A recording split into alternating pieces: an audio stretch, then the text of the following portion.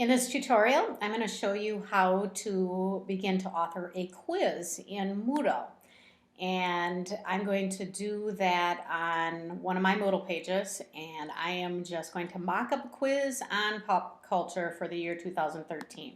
So the very first thing you got to do is turn on your editing on your page, and then you choose a topic block, which is in the center column of your Moodle page, to add that quiz to. For ease, I'm just going to put it in my top block here. Normally you'd put it in a unit block, but I'm just going to throw it in this top block.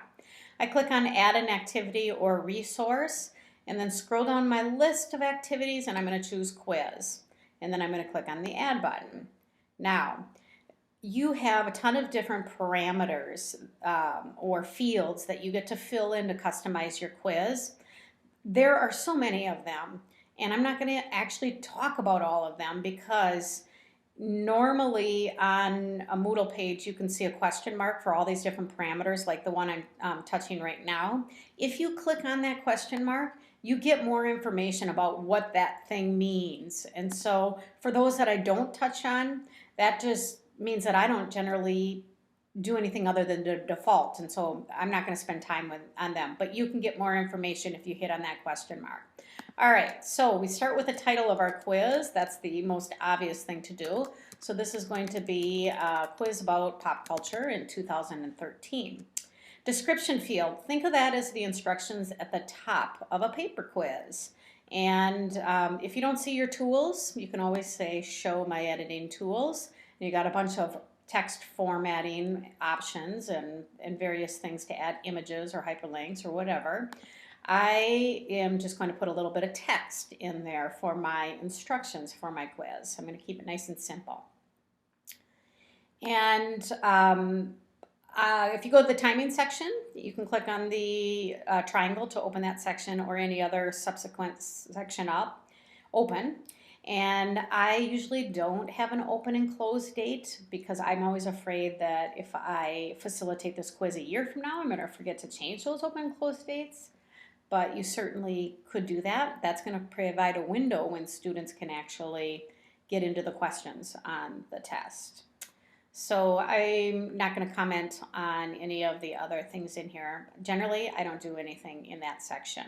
In terms of the grade, Moodle has a grade book. We don't use it because we use Infinite Campus, but there is one field here that you might be interested in. That is just to set how many times you want to allow students to take this. If I change this to 1, then when the students take this quiz, they would not be able to go in and take it again. So it really is based on what you want this experience to be like. Maybe you want it to be something where you want students to take it until they've got 80% or 90%, then you're going to change your attempts to something other than 1.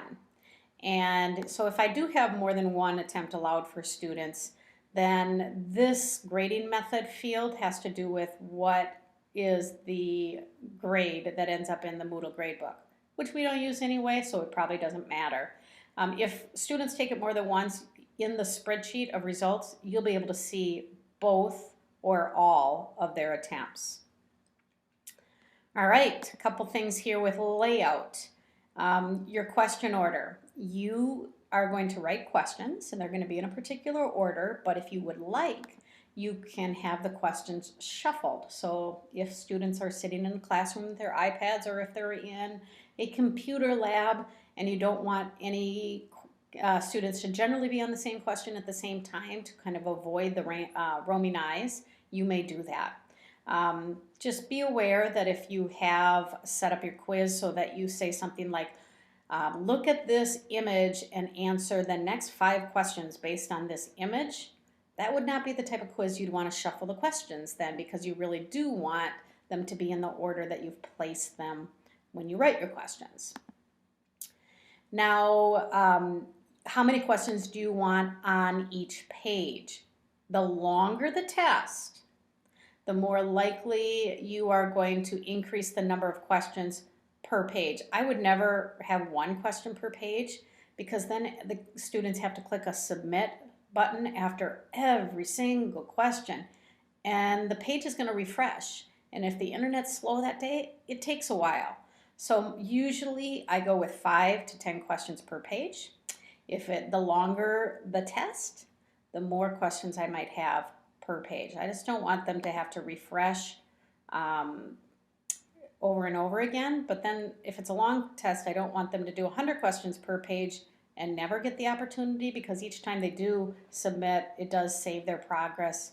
So if they get interrupted in the middle of a test, have to go down to the nurse's office to throw up or something, they can come back and pick up where they left off.